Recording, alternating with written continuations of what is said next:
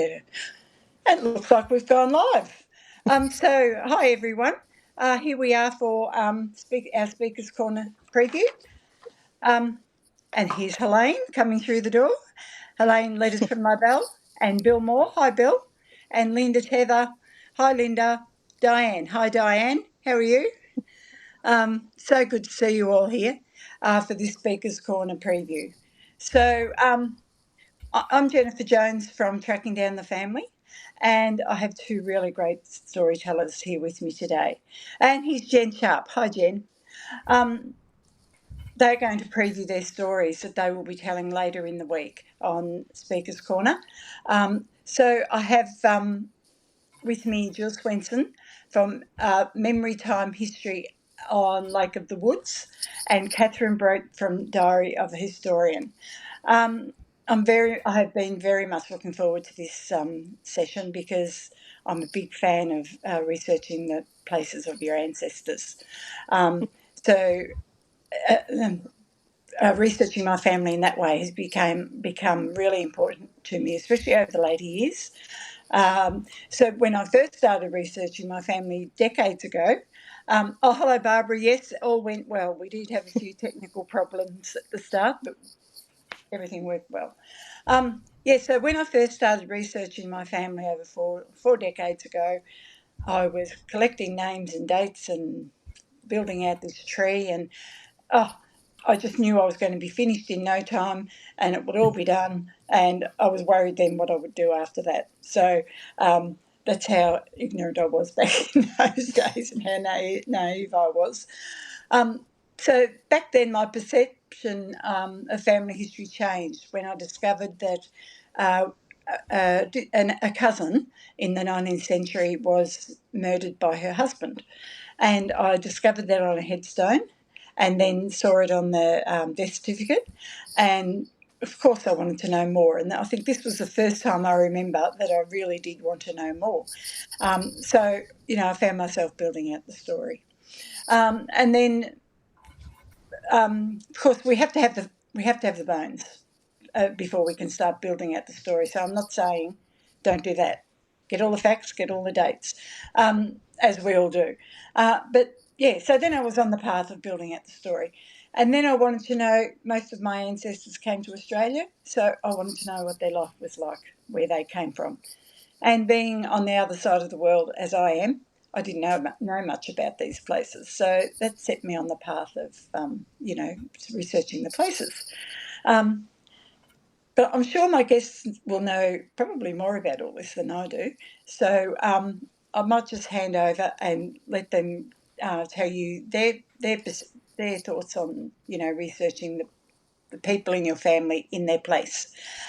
So as we always do on Speaker's Corner, we go alphabetical. So we'll go over to you, Jill. Oh, alphabetical by first name. First name. Okay. Yes, we're different here on Speaker's Corner. I'm used to being last with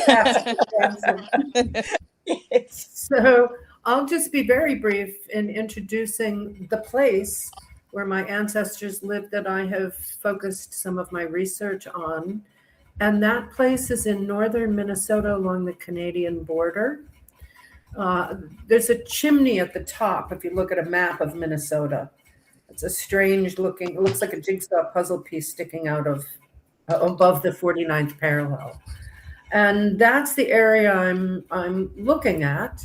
Most of that little area that sticks above the 49th parallel is actually water, the water in Lake of the Woods. And that community is the one that I have focused on. It's where my great grandparents eventually settled on what had been Red Lake Reservation land. So I want to know more about this house that Katherine, so I want to hear about her place. We're going to ping pong back and forth and talk about place, I think, today. Yeah. Kate. Yeah. I guess mine is my story is a little more unique because they're not actually my ancestors. And the thing that binds us together really is place. The people I research, this is my favorite research project to do, is one of the first ones I ever did, where the people who built and first lived in my family's home in Maine. The house was built in 1896, and we vaguely knew some things about it. But during COVID, when I was trapped inside the house alone and just desperate for a project to do, I started researching them, and I thought it was going to be like you, sort of a cut and dry, like, okay, now I know who they are and when they died. This is great. But I just kept wanting to know more because their lives were so dramatic, particularly the woman who was sort of at the center of this family. So we're not related, but sometimes in researching them in our shared home, like I can look around the house and imagine them in the same spaces. We loved the same home. So it feels a little deeper and more tangible sometimes than just descent, which is really interesting. Yeah. This connection to place doesn't have to be genetic. No. Right. And I think I imagine sometimes I'm going up to bed and I'm touching the same handrail, the stair rail as they are. Yeah. And I'm desperate to know whose room I sleep in, like which one of you had my room, so I think I don't know. I have a hard time imagining my ancestors because they lived so long ago and I don't really have anything of theirs. But in this case, we share a space and that just seems a lot more tangible. Yeah, absolutely. Oh, that's interesting, Kate, because that was one of the things I was going to ask you, whether you felt, a connection with the people. So, Oh, certainly. Yeah. Yeah, even though they're not family. Yeah. Even more so, I think sometimes. Yeah, absolutely. Jill, we'll say first, Jill has just written a book that was published last week, and I'm halfway through it and absolutely loving it. What I love, Jill, is the way you've entwined the stories of the two completely different families together in the story. Yeah, that are connected by the land. Yes. And their relationship to land. Yes. And it's the place that connects them, isn't it, because other than that, they really don't have much connection at all, or wouldn't have had much connection, would they? So no, almost two parallel universes they lived in, even though in the same place. Yes. So you've been publishing the stories from your place on Substack for a while. Yeah, 2.5 years. And what's on Substack isn't really what's in the book, though. The characters and the place are familiar from the book. If you read the book, you'll go, I think I've read something about that. So I've sort of put some of the backstory research that didn't go into the book on Substack. And as soon as I started doing that, I had more research questions and digging, right? It never ends. Yes. So I went well beyond the two families to the entire community, the history of the land in the entire area. Yeah. And so interesting. I've just found at Roots Tech Time earlier this year that I had Minnesota family. But yours is up in that little chimney that you describe. Mine's down the bottom, but it's just so interesting. Yeah. So, Katherine, I should say to people, Katherine comes to this from a different, and tell me if I'm wrong, from a different way to the way many of us come to our family history. Katherine trained as a historian. That's right. Tell us about that, Katherine, how you went from being a historian to being a family historian. Sort of just fell into it. I started doing research projects. I worked at a museum where a lot of my job was researching it was a historic site. So a lot of the job was researching the former inhabitants. And that's the part I really liked, was the sort of detective work of finding everybody.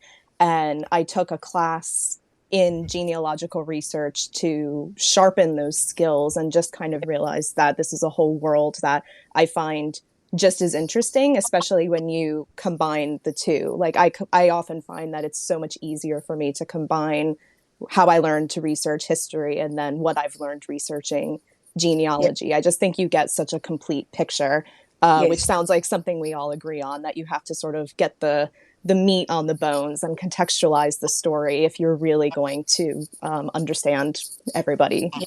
Yeah. But you've got that background in history, as being a historian to fall back to guide you through a bit more, haven't you?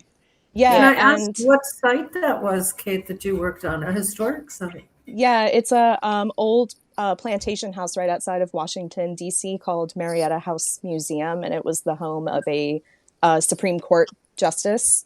But when I went there, they were reopening the museum after a while to also include the stories of the enslaved population. So most of my job was trying to document all the people who had been enslaved there. And so it was sort of a baptism by fire because that's about the hardest genealogy you can possibly do. But I loved it.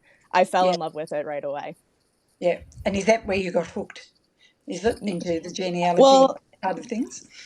I think it was, but then also this story, the inhabitants of my family's house, that was really my first time I ever did anything like genealogy, but almost unknowingly. So then looking back on it, I was like, I think I discounted it because they weren't my ancestors. But then actually like thinking about it, I said, well, just because they're not my people doesn't mean I didn't use ancestry.com and I didn't look at all these things. So I learned how to do family history through them, really.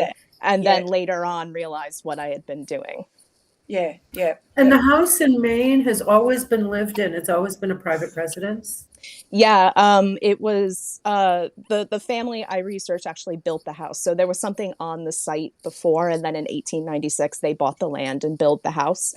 And then my family owned it, bought it in the 1980s. And before your family bought it, were there any changes in the architecture or the building? Right. Some, and we're still trying to figure out. There are little pieces that you can see in pictures that, like, there might have been sort of an apartment attachment in the back that now I'm wondering if it was really a dress shop because one of the women who lived in the house was a dressmaker and worked out of the house.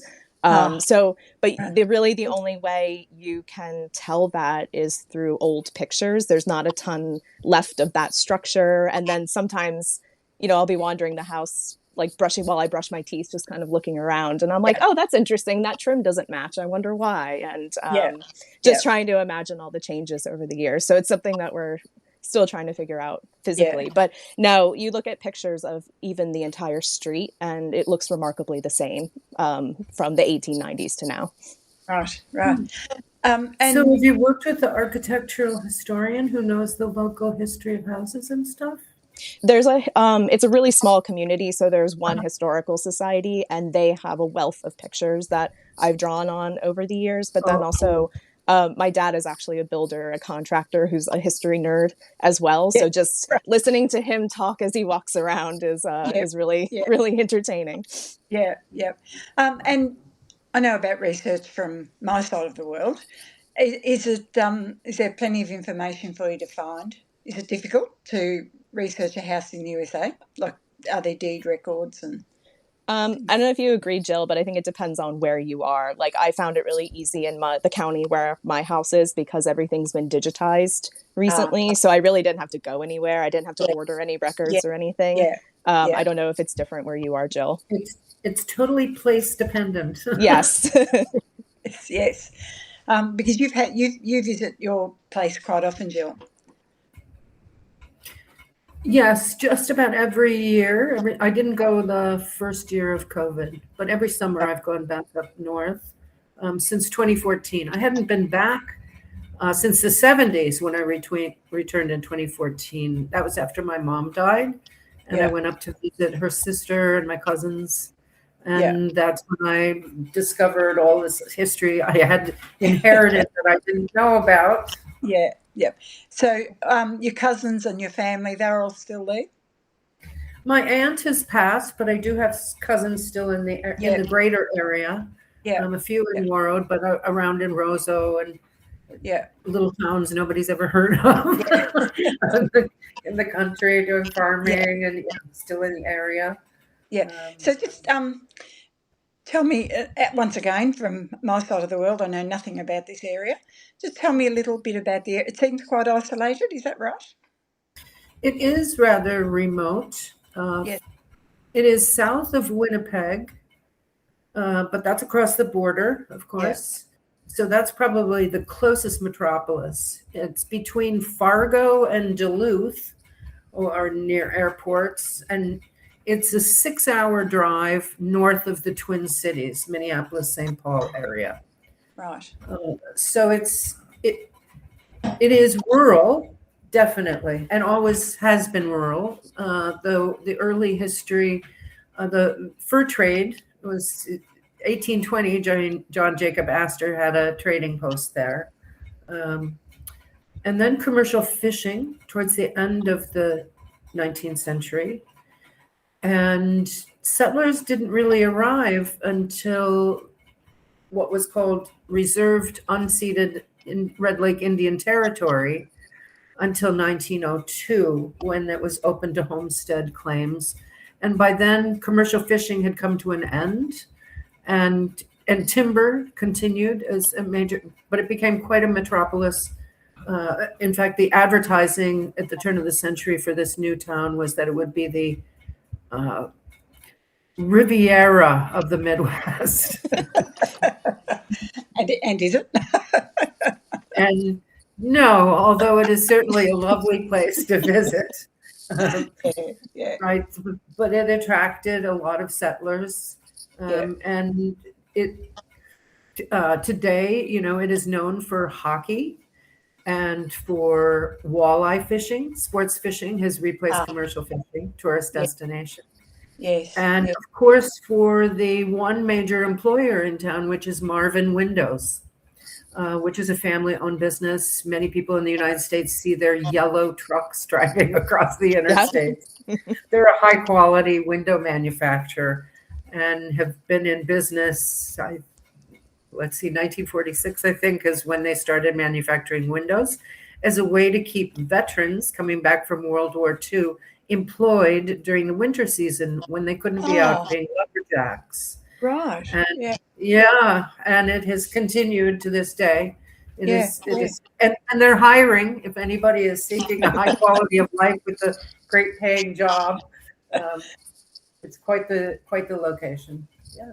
And it's not really usual to see a concern like that in a sort of a more remote place, is it? Well, don't we all wish we could live in a rural pastoral setting? Absolutely. Yeah. Absolutely. Yeah. The wilderness there, it is a sports hunting and fishing area, because it is so. Where else can you see moose? Where else in Maine, right, Kate? Yeah. So, but there's a lot of wildlife and open green space. Yeah. Value to recreation, sports hunters. Most people eat venison and fish that they hunt and fish. Mm-hmm. Right. And I know for me that would be the place I'd prefer to visit rather than the big bustling cities. We always look to go out a bit. Yeah. And so, Kate, how many, I presume how many people have lived in your house? How many families? So between this original family and my family, there were, I think, 4 different people. Like, there was quite a lot of turnover in the 20th century. People living even sometimes for like 2 or 3 years at a time. But then also too, when I was a kid, this house was a rental property. So people, both long-term and vacation rentals. So a lot of people have stayed there. And I think a lot of people's stories have, been imprinted on the space. But between this original family and my family, this original family lived in the house over 2 generations for about 60 years. And my family is going on 40, I think, right? Yeah. So we're kind of, to me, like, this is, we're the people whose house it is. Yeah, absolutely. Yes. Yeah. And someone's made a comment, and I'm sorry, I can't see the name. It's just scrolled by me, that they have Marvin Windows. Yes. Barbara. Barbara, probably. Yes. Yeah. I see that Marvin Windows highlights the town of how do you say that? Warroad? Warroad. Mm-hmm. Yeah. Well, it would be a landmark, wouldn't it? In this town, I presume. Yeah.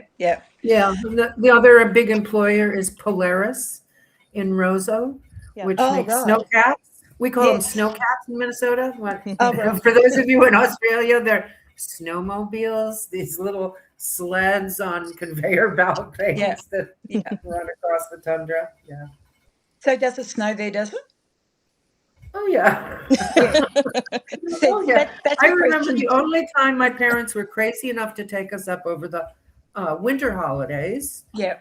And the wind chill was minus 81. Oh, goodness. And when we came out to get in the car to go home, my dad had an old blue Chevy Impala, and he turned the crank. It did turn over. And as it started to heat up, the dashboard cracked. Oh. The dashboard, right in the middle, right? It gets cold up there. And yes, there's snow. So ice out has always been something that they look forward to every spring. Right. So when we hear ice out, it's like a normal thing, right? Everybody's wanting ice out every spring. It's a day that they call it Ice Out Day, right? When the ice is Right. Yeah. So it's very unusual to me. And that's why I ask about snow, because we have it, but we have to go a long way from home, up to the mountains for it. Barbara's laughing about the Riviera. Yes. Yeah. Hello, Richard. Good to have you here. So it's very interesting to hear about how place helps you to find out about your family. I know it's not your family, but it is your family. Okay, they feel like it sometimes. Yes. Oh, how many of us have family that aren't blood family? So exactly. So the thing I wondered about, Jill, when I read your Substack, what came first? Wanting to trace your family, or wanting to know more about your place? Oh, that's a very good question. I associated all of my best memories of my mother from my childhood when we were up in this place, which had been where she grew up and where my great-grandparents had homesteaded. Yeah. So did I go up there seeking even family history? No, I think I went up there to deal with my grief. Yes. And when I went into the Warroad Heritage Center to kind of poke around and see what I could learn about the past, I learned from a senior volunteer at the History Center that the man who had been photographed on a postcard that I had saved for 50 years, it was still on my fridge when my sister called to say, if you want to say goodbye to Mom before she dies, you got to get on the road. So I had gone back to Warroad. I knew, that this postcard person, right, had passed, but I didn't know what had ever happened. I had learned that his descendants had recently been dispossessed from their land. And my background is as a journalist, educator, and a writer and editor, and I can smell a story from 10 miles away. And I wanted to know, how did that happen? What is going on here? And to be perfectly honest, I think it was a great distraction from my own grief. Yeah. And I know that in my own family history now, that a huge part of a pattern is about forgetting what happened in the past, trying to put the past behind you. My great-grandparents and great-great-great-grandparents, right, wanted to get out of Sweden for a good reason. Right, put the past behind you. It was not easy having to fell all that timber to create a log house, and then it burned down, and then start again. None of that. Put that past behind you. Forget that. You didn't want your kids to carry on the trauma, but guess what? That gets passed down anyway. The past never goes anywhere. There's a great Utah Phillips and Annie DeFranco song from the 90s, right? It's a folk tune that the past doesn't go anywhere. Yeah. You can deal with it or not. Yeah, right? It will always come back. Always there, right under our feet, literally, in the ground. That's right. Yes, yeah. And Diane, that allowed me to kind of deal with my own grief and also figure out why my mother wanted to leave that place so desperately. In the same way, I wanted to leave my parents' home. when I turned adult age. Yeah. And I agree with what Barbara has said there, that so often exploring family history is a path to deal with grief and can be a path to deal with grief. So, yes, and, you know, we all have to deal with it, don't we? I mean, it doesn't, as you say, Jill, it doesn't go away just putting it in the little back corner of that brain. And you never know when it's going to pop up. Yes, yeah. Another question. Lean into it. Yeah. I think also you have to lean into it rather than avoid it. I think we're so afraid of death and grief. Yes. I mean, for me personally, I've had a lot of grief, and the hardest part of going through grief is dealing with other people's inability to grieve. Oh, exactly. Absolutely. It's so true. Yeah, yeah. And I just think that's the way it was back then, you know, many years ago. That's the way it was. And I suppose they were dealing with so much just to survive in some cases that you just had to move on. I mean, babies were dying and, you know, children were dying and all sorts of things were happening. So, but I think we've got a more healthy sort of attitude to grief these days, yeah. Barbara did say, now I hope I get your words right, Barbara, a question for Kate. Have you documented your presence in the house, your family's presence in the house for future residents? I mean, I hope so. So part of this project when it first started was I was going to do it as a Christmas gift to my parents. Like I was going to frame the original deed, and then it ended up being this like scrapbook that was this big as I kept finding more interesting stuff. So not only is there that, I've documented us as part of the story. And then I feel like there's so many now pictures, like it's so easy to take pictures. There are so many pictures of us and our life in the house. We actually have a collection. Our favorite place to be in the house is the front porch. So we have a collection of porch pictures. And whenever somebody comes over, we make them take a porch picture with us. So I feel like there's a wealth of documentation about us now. But we do have, I made that scrapbook. So the idea is that we are kind of now part of the story. Like it's all been sort of documented up to us. Yeah. And maybe when your family moves on to the house, you need to leave one of those pictures on the wall for the new. Yeah. Someday that'll be a great historic artifact, right? Well, wouldn't you love to move into a new house and find a photo of the people that used to be there before you? I mean, I would, speaking for myself. Me too. Me too. Some people might say, oh, I wonder what they left their photo behind. Yeah. But yeah. Wait, did the house have a stone foundation? Yeah, it has a granite foundation. Wow. Did the original family set the stone, or did you found a mason, or did they get the stone from the fields from that area? Yeah, so where it is in Maine, it's actually an island, and the main industry at the time was granite quarrying. Like the island is literally made of granite. And there was a building on the site before, so I don't know exactly where the big slabs of granite came from, but to me there's a pretty non-zero chance that they came from this previous building. But actually I know exactly, there's a you know how old newspapers have like the social column of like all the little updates going on in a small town? I actually know the week that they began the foundation, because it says that, you know, the house, the seller has begun construction on this house, and the cellar is lined with these granite foundation blocks. So I know to the date when they were put in, and they're these enormous granite slabs. So I have to imagine that, I mean, there's a quarry like literally right behind the house. So I can imagine maybe they borrowed equipment to bring them heavy stone, move them into place or something. But they had all the equipment necessary right there because of all the granite quarrying happening. Yeah. And has the house ever shifted off the foundation, or have there been any cracks? I mean, not that I know of. A long time, right? Things move. Yeah, not that I know of. It's pretty sturdy. It's a pretty well made house. Yeah, it's not built on a hill. No, it's built on top of a little hill, so we get the advantage there. Mm-hmm. Oh, Jill, I love your questions. The journalist in you is coming out. I love them. Yeah. So how great is it to know exactly when the house, you know, was begun? And yeah.